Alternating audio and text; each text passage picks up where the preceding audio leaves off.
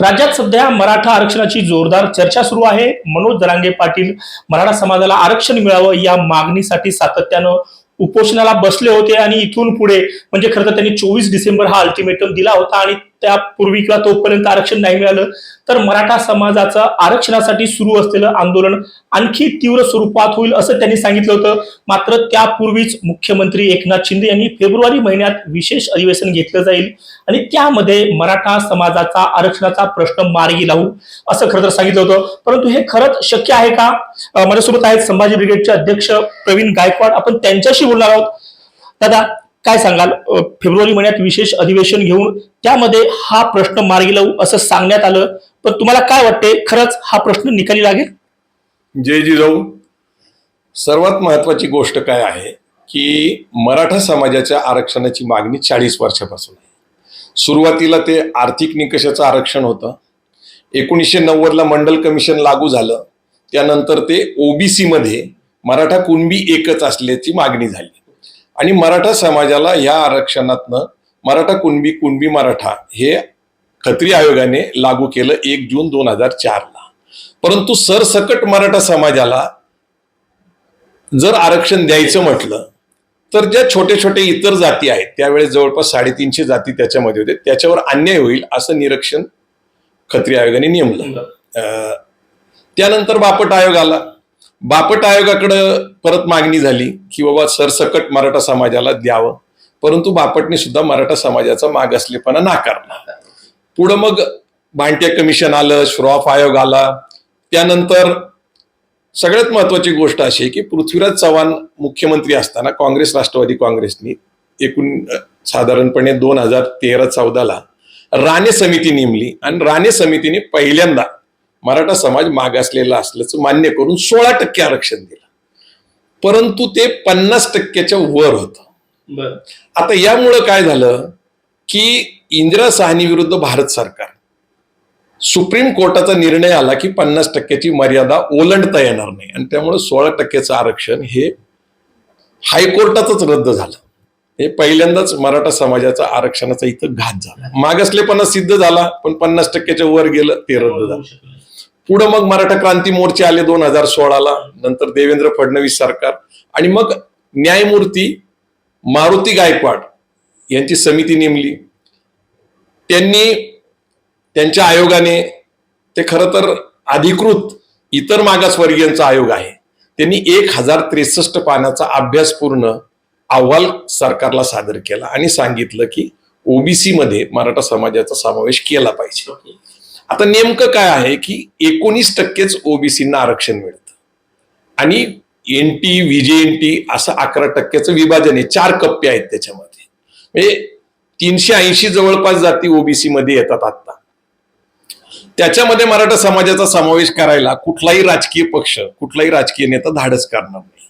मग परत नारायण राणे समितीने जसं 50%च्या वर दिलं, ते ESBC होतं, एज्युकेशनली सोशल बॅकवर्ड, ते दुरुस्त करून देवेंद्र फडणवीस सरकारने सोशली एज्युकेशनली बॅकवर्ड क्लास हा वेगळा वर्ग तयार केला, जो की ओबीसीचं तांत्रिक नाव आहे। ओबीसी म्हणजे काय? Social educational backward class.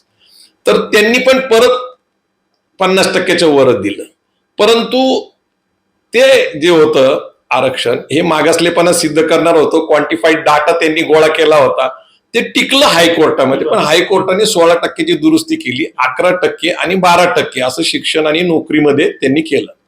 परंतु हायकोर्टामध्ये गेलं आणि हायकोर्टामध्ये काय झालं, एसीबीसीचं आरक्षण रद्द झालं। त्याची कारणं खूप महत्वाची, एक 50%च्या वर होतं ते क्वांटिफाईड डाटा, ज्याला आपण आता सातत्याने जातीय जनगणनेचा जो आग्रह धरतो, जातीच्या जनगणनेचा आग्रह धरतो, तर त्यातनं खऱ्या अर्थाने डाटा येणार आहे, तर तो क्वांटिफाईड डाटा अमान्य झाला। मराठा समाजाचं मागासलेपणा नाकारण्यात आलं। त्याचं कारण त्यांनी असं दिलं सुप्रीम कोर्टाने की ते खूप महत्वाचं आहे। ते म्हणतात की केंद्र स्तरावर 2 आयोग झाले, एक काका कालेलकर आयोग आणि दुसरा मंडल आयोग। या दोन्हीमध्ये मराठा समाजाच्या जातीचा समावेश नव्हता, त्यावेळेस ते मागासलेले नव्हते। महाराष्ट्रामध्ये ज्यावेळेस राज्यस्तरीय आयोग तयार झाला इतर मागासवर्गीयांचा, खत्री आयोग असेल, बापट आयोग असेल, श्रॉफ आयोग असेल, भांटिया कमिशन असेल, यांनी मराठा समाजाचा मागासलेपणा मान्य केला नाही आणि नारायण राणे समितीने मान्य केला तर तो हायकोर्टाने नाकारला। त्यामुळं मागासलेपणा सिद्ध करणं आज अवघड आहे, कारण या देशाला राज्यघटना लागू होऊन 75 वर्ष झाली आणि एक पुढारलेली जात आता मागासलेली म्हणून जर मागणी करत असेल तर सुप्रीम कोर्ट काही ते मान्य करत नाही. पण दादा हाच प्रश्न आहे, म्हणजे आतापर्यंत मराठा आरक्षण इतके टप्पे पाहिले परंतु कुठलेही कधी मराठा समाजाला मागासलेपण म्हणून मान्यता मिळाली नाहीये. तर आता फेब्रुवारी महिन्यात विशेष अधिवेशन घेऊ आणि त्यात मार्गी लावू असं जे आश्वासन देण्यात आले ते कितपत खरं होईल किंवा अधिवेशनातून हा प्रश्न सुटू शकेल काय? नाही, म्हणूनच मी काय सांगतोय की पहिली मागणी मराठा कुणबी मराठाची होती, ती 83वी जात कुणबीमध्ये पोट जात म्हणून मराठा कुणबी मराठा लेवा पाटीलचा समावेश केला. म्हणजे 1967 पूर्वी तुम्ही जर कुणबीची जात तुमची असेल, तुमच्या पूर्वजांची आजोबा पंजोबा खापर पंजोबा, तर तुम्हाला जर ती जी फॅमिली ट्री आहे वंशावळ दाखवता आली आणि 4 नातेवाईकांचा जर तुम्ही संदर्भ जोडू शकला तर व्हॅलिडिटी म्हणून तुम्हाला कुणबीचं आरक्षण आजही मिळतं. परंतु ज्या मराठा जातीच्या बद्दल आपण बोलतोय ती आता अनेक ठिकाणी मागासलेपणा सिद्ध करण्यात अपयशी ठरलेली आणि मराठा समाजाची मूळ मागणी काय आहे की शेती पिकत नाहीये, परवडत नाहीये, शेतीचं विभाजन झालंय, क्षेत्र कमी झालंय, बेरोजगारी आहे, म्हणजे सगळी कारणं आर्थिक आहे. अण्णासाहेब पाटलांनी जी मागणी केली होती ती आर्थिकच आहे. म्हणजे नेमकं काय आहे की मराठा कुणबी मराठाचं आरक्षण मिळतं, ओबीसीचं, एसीबीसीचं सुप्रीम कोर्टात टिकलं नाही आणि एसीबीसीचं टिकवण्यासाठी पहिल्यांदा काय झालं, पहिल्या सरकारने त्याला रिव्ह्यू पिटिशन केलं, रिव्ह्यू पिटिशन फेटाळलं. आता क्युरेटिव्ह पिटिशन जे आता आहे सुप्रीम कोर्टाकडं दिल्लीला, तर त्याच्या बाबतीत काय आहे की ते बेंच काही ओपन नसतं. 4 जे जजेस आहेत किंवा 5 जे जजेस आहेत ते एकत्र बसतात आणि झालेला निर्णय बरोबर आहे का, चूक आहे काय, दुरुस्ती करता येते का, त्याला ऍडिशन काय करता येत नाही. काही लोक काय सांगतात की आम्ही नव्याने काही सादर करू, काही युक्तिवाद करू, ते करता येत नाही. जो झालेला निर्णय त्याचा पुनर्विचार करणं म्हणजे क्युरेटिव्ह पिटिशन. सध्या ते एक मीटिंग झालेली आहे पण त्यातनं यश मिळण्याची आजपर्यंत शक्यता नाही, कारण क्युरेटिव्ह पिटिशन आजपर्यंत कुठलंही सक्सेसफुल झालं नाही. त्यामुळं आता जे एकनाथ शिंदे महाराष्ट्राचे मुख्यमंत्री जे सांगतायत की फेब्रुवारी महिन्यामध्ये आम्ही एक विशेष अधिवेशन घेऊ, कायदा करू आणि जो आता आयोग नेमलेला आहे त्यांनी नवीन इतर मागासवर्गीयाकडून त्याच्याकडून शिफारस घेऊ मागासलेपणाची. परंतु मी निश्चित सांगतो की ही समाजाची दिशाभूल आहे, ही फसवणूक आहे. एसीबीसीचं आरक्षण 50% वर टिकू शकत नाही. मराठा समाजाचा मागासलेपणा सुप्रीम कोर्ट मान्य करू शकत नाही आणि त्यामुळं मी हे सांगण्याचा सातत्याने प्रयत्न करतोय की 2019ला केंद्र सरकारने ईडब्ल्यूएस आरक्षण दिलेलं आहे, इकॉनॉमिकल वीकर सेक्शन, आणि मराठा समाज मागासलेला हे सिद्ध करता येत नाही, पण आर्थिक मागासलेला आहे का ते सिद्ध करता येते. आता ईडब्ल्यूएस आरक्षणाचं महत्व काय, ते 19ला लागू झालं परंतु त्याच्यावर सुप्रीम कोर्टात आव्हान झालं, कारण त्याला अनेक कारण आहेत, त्याच्यावर आपण खोलात जाऊ शकतो. परंतु शेवटी सुप्रीम कोर्टामध्ये 3 विरुद्ध 2 अशा न्यायमूर्तींनी मान्य केलं. 3 लोकांनी पॉझिटिव्ह दिलं आणि 2 लोकांनी विरोध केला, पण ते लागू झालं. आता कायदा झाला. आता जैन सिंधी वगैरे हे बाकी अल्पसंख्याक समाजाचे लोक फार काय आरक्षणाचा लाभ घेत नाही. तर मला असं वाटतं की ईडब्ल्यूएसचं जे आरक्षण आहे ते 10% आहे आणि त्याचा सगळ्यात जास्त मराठा समाजाला लाभ आहे.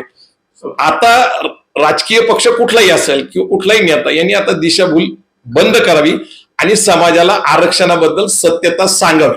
दुसरीकडे खरं तर मनोज जरांगे पाटील जे आहेत ते सरसकट आरक्षणावर ठाम आहेत, तर त्यांच्या या मागणीकडे तुम्ही कसं पाहता, हे खरंच होऊ शकतं? नाही, आंदोलकाची भावना प्रामाणिक आहे. हा देश लोकशाहीने चालतो, आपण लोकप्रतिनिधी निवडून देतो, ते लोकप्रिय निर्णय घेतात. जसं नारायण राणे समिती नेमली, 16% आरक्षण दिलं ईएसबीसीचं, त्यानंतर देवेंद्र फडणवीस आले, त्यांनी 2016ला परत एसीबीसीचं दिलं. पण हा देश कायद्याने चालतो. डॉक्टर बाबासाहेब आंबेडकरांनी जी राज्यघटना लिहिली त्याचं पहिलंच वाक्य आहे, we the people of India. आम्ही भारताचे लोक ही राज्यघटना बनवलेली आणि म्हणून हा कायद्याचा राज्य आहे, कायद्याचं राज्य आहे, घटनेचं राज्य आहे. म्हणून भावना कितीही तीव्र असल्या तर घटनेच्या चौकटीत जी गोष्ट बसू शकत नाही ती दिली जाऊ शकत नाही. म्हणून मी तुम्हाला सांगितले की मागासलेपणा सिद्ध करणं, सुप्रीम कोर्टाचं 50% आरक्षण ची मर्यादा ओलांडणं किंवा ज्याला आपण क्वांटिफाईड डाटा म्हणतो, ज्याला पुरावे. आता काय झालं, सुप्रीम कोर्टात अजून एक गोष्ट पुढे अशी आली की सरकारी नोकरीमध्ये केंद्रात आणि राज्यामध्ये मराठा समाजाला पुरेसं प्रतिनिधित्व आहे. आता पुरेसं प्रतिनिधित्व आहे हे सगळं बघितल्यानंतर आता नव्याने काय डाटा देणार त्याच्यावर अवलंबून आहे. आता ह्याच्यासाठी खूप काम करायला लागेल. जसं बिहारमध्ये पूर्णपणे जातीय जनगणना झाली, त्यांच्याकडे 64% ओबीसी सिद्ध झाली. तामिळनाडूमध्ये तसंच क्वांटिफाईड डाटा 1991 नंतर गोळा केला गेला आणि म्हणून त्यांचं 69% आरक्षण टिकून राहिलं. तर सरकारला तेवढं प्रामाणिक राहावं लागेल. परंतु मराठा कुणबी आणि कुणबी मराठा याच्याबरोबर मराठा सरसकट जी मागणी आहे ती पूर्ण होणं आज तरी शक्य नाही. परंतु दुसरीकडे असं एक पाहायला लागले, मनोज जरांगे पाटील असतील त्यांच्या आंदोलनानंतर राज्यातील मराठा समाज जो आहे तो आक्रमक झाला आहे. तो सुद्धा कुठेतरी त्यांना आता आरक्षण मिळेल असं वाटू लागलंय. तुम्ही म्हणता की आरक्षण शक्यच नाहीये, तर मग या संतापलेल्या किंवा काय म्हणू शकतो तीव्र भावना झालेल्या या समाजाला शांत कसं करता येईल, त्यावर तोडगा काय करता येईल? नाही, हे बघा, आता हे मराठे शूद्र नावाचं पुस्तक मी स्वतः लिहिले 2005 ला, ज्याच्यातनं न्यायमूर्ती मारुती गायकवाड यांनी मोठा मजकूर वापरलेला आहे मागासलेपणा सिद्ध करण्यासाठी. आता मी त्याच्यात खोलात जात नाही, परंतु मागासलेपणा सिद्ध होत नाही. दुसरं आरक्षणाचं पुस्तक आहे हे 2013 ला काढलेलं आहे. या आरक्षणाच्या पुस्तकामध्ये मी जवळपास 72 प्रश्न लोकांनी आरक्षणाबद्दल विचारले, मग ते एकूण आरक्षणापासून मराठा आरक्षणापर्यंत. तर असं लक्षात येतं की आजच्या तारखेला एसीबीसीचं टिकू शकत नाही आपल्याला सांगितलं. सरसकट मराठा समाजाला कुणबी म्हणून 19% जे ओबीसीचे त्याच्यातही जाता येऊ शकत नाही, म्हणजे ईडब्ल्यूएसच आरक्षण राहतं. परंतु एक लक्षात घेतलं पाहिजे की राज्य सरकारच्या हातात काय आहे. तर घटनेने आपल्याला मूलभूत अधिकारामध्ये अन्न, वस्त्र, निवारा, आरोग्य आणि शिक्षण सांगितलेले. तर शिक्षणावर आता बजेट कमी आहे. आपल्याकडं ज्या वेळेस महाराष्ट्रामध्ये 1983च्या दरम्यान वसंतदादा पाटलांनी खाजगी शिक्षण संस्थांना परवानगी दिली, त्यावेळेसपासून इथं इंजिनिअरिंग असेल, मेडिकल असेल, आर्किटेक्ट असतील, लॉ कॉलेज, अनेक कॉलेज, कारण सरकार अफोर्ड करू शकत नव्हतं इन्फ्रास्ट्रक्चर बांधणं, बिल्डिंग बांधणं, त्यांना ते चालवणं कठीण होतं. म्हणून खाजगी शिक्षण संस्था जसं सिम्बॉयसिस आहे, DY पाटील आहे, भारती विद्यापीठ आहे, JSPMS आहे, अशा 200 खाजगी शिक्षण संस्था आल्या. सध्या काय झालं की खाजगी शिक्षण संस्थेची फी प्रचंड वाढलेली. दुसरी गोष्ट, त्याला डोनेशन द्यावं लागतं आणि मग हे परवडत नाही शिक्षण. सरकारमध्ये जे कॉलेज आहे, डिप्लोमा असेल, इंजिनिअरिंग असेल, मेडिकल असेल, तिथलं दर्जेदार शिक्षण तुलनेत आपल्याला खाजगीमध्ये मिळत नाही आणि फीचं स्ट्रक्चर कमी आहे. म्हणून मला असं वाटतं की आता सरकारने धोरणात्मक निर्णय घेऊन शिक्षणाचं बजेट वाढवलं पाहिजे. जे आता खूप कमी आहे ते 5%, 6% केलं पाहिजे. कारण आता जीएसटी आल्यानंतर महाराष्ट्राचं बजेट आता 6 लाख कोटी रुपयावर गेलेलं आहे. आपण एक माहिती ठेवली पाहिजे की ज्या शाहू महाराजांना आपण आदर्श मानतो, शाहू महाराजांनी 19व्या शतकाच्या सुरुवातीला 23% खर्च फक्त शिक्षणावर केला होता. जगभर जे जे देश प्रगतशील झाले, मग चायना असेल, व्हिएतनाम असेल, जे स्पर्धेत आले जागतिकीकरणाच्या, त्यांनी शिक्षणावर लक्ष दिलं. म्हणून शिक्षणाचं बजेट वाढवलं पाहिजे. सगळ्या ज्या आपल्या कॉलेजेस आहेत किंवा इंग्लिश मिडियम स्कूल आता गावागावात तालुक्याला झालेले आहेत, त्या अनुदानित केल्या पाहिजे आणि फीचं स्ट्रक्चर कमी केलं पाहिजे. अफोर्डेबल शिक्षण, परवडणारं शिक्षण आणि दर्जेदार शिक्षण देण्यासाठी जर आपण प्रयत्न केला सरकारने, ह्याच्यासाठी काय आरक्षणाची गरज नाही.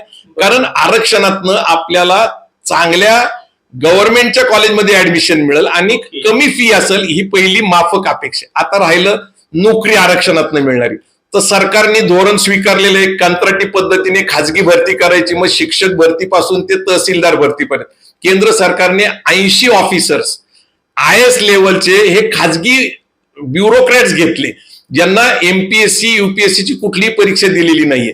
म्हणजे आपण जागतिकीकरण, खाजगीकरण 91 ला स्वीकारलेले, त्याचा परिणाम हळूहळू आपल्याला दिसायला लागलाय. एकीकडे सरकारकडे जॉब्स नाहीयेत, नोकऱ्या नाहीयेत आणि खाजगी नवीन उद्योग तयार होत नाही. मला असं वाटतं की आपण शिक्षणाकडे लक्ष दिलं तर आता तुम्ही बघा की मुस्लिम समाजाला 5% आरक्षण मान्य झालं हायकोर्टामध्ये, शिक्षणामधलं, नोकरीमधलं त्यांना मान्य नाही झालं. म्हणजे याचा अर्थ काय, मुस्लिम समाज मागासलेला आहे. मग कशात येतं, शिक्षणामध्ये. जर शिक्षण मिळालं तर समाज समृद्ध होईल, प्रगती करेल. पण स्किल डेव्हलपमेंटचे कोर्सेस जे पूर्वी आपल्याकडे होते, जसं भाऊराव पाटलांनी त्यांच्या रयत शिक्षण संस्थेमध्ये कमवा आणि शिका या तत्वावर मुलं शिकवली, ती घडली. तर 11वी आणि 12वी हे कळतं वय असतं, म्हणून स्किल डेव्हलपमेंट, कौशल्य विकासचे कोर्सेस कंपल्सरी केले पाहिजे. म्हणजे शिक्षण मिळाल्यानंतर जर समजा कुठं नोकरी मिळाली नाही तर त्याच्या हाताला काम मिळेल, त्याच्याकडे कौशल्य असेल, तो वायरमॅन असेल, म्हणजे ज्याला आपण इलेक्ट्रिशियन म्हणतो, मोटर मेकॅनिक असेल, स्कूटर मेकॅनिक असेल, टेलिफोन रिपेअरचा असेल, असे 27-28 कोर्स कंपल्सरी केले पाहिजे, जेणेकरून त्याला शाळा कॉलेज संपल्यानंतर इमिजिएट त्याच्या हाताला काम मिळेल. कारण अर्थकारण ही खूप महत्वाची गोष्ट आहे. एकीकडे प्रचंड महागाई वाढलेली आहे, शिक्षण परवडत नाही आणि हाताला नोकरी नाहीये, दुसरीकडे शेती परवडत नाही, शेतीचं क्षेत्र कमी झाले. अशा विचित्र परिस्थितीमध्ये समाज अडकलेला आहे. मला असं वाटतं की आरक्षणाच्या पलीकडे एक वेगळं जग आहे, जे जागतिकीकरण खाजगीकरणाने आपल्याला खुले केले. आज IT इंडस्ट्री असेल, मोटर व्हेकल इंडस्ट्री असेल, आता वेगळा विचार करणं गरजेचं आहे. आज आरक्षणाच्या मागणीला 40 वर्ष झाले. बदललेलं जगाकडे आपण पाहिलं पाहिजे. शिक्षणाबरोबर खाजगी नोकरी जगभर उपलब्ध आहेत, तिकडेही आपल्या मुलांनी लक्ष दिलं पाहिजे. माझी अशी नेहमी विनंती आहे की छत्रपती शिवाजी महाराजांनी अहत तंजावर तहत पेशावर अवघा मुलूक आपला म्हटला होता 300-400 वर्षापूर्वी. आता अहद ऑस्ट्रेलिया तहत कॅनडा अवघा मुलूक आपला शिक्षण नोकरी उद्योगासाठी जगभर जावं मराठा समाजाने, अशी माझी शेवटची विनंती आहे. आणि आरक्षणाच्या पलीकडे अर्थकारणाकडे वळावा अशी माझी विनंती आहे. आरक्षणाच्या पलीकडे मराठी तरुणांनी अर्थकारणाकडे वळावं अशी जी इच्छा आहे ती प्रवीण गायकवाड यांनी खरं तर बोलून दाखवली. त्यामुळं मराठा समाजाला सामाजिक मागासलेपणातून आरक्षण मिळू शकत नाही, मात्र आर्थिक मागासलेपण सिद्ध करून आरक्षण मिळता येऊ शकतं. EWS अंतर्गत ते आरक्षण घेऊ शकतात. त्यामुळं पुढाऱ्यांनी जनतेला, मराठा तरुणांना खोटी आश्वासनं देऊ नये असा थेट सल्ला जो आहे तो प्रवीण गायकवाड यांनी दिलाय. पुण्याहून किरण शिंदे, लोकमत.com.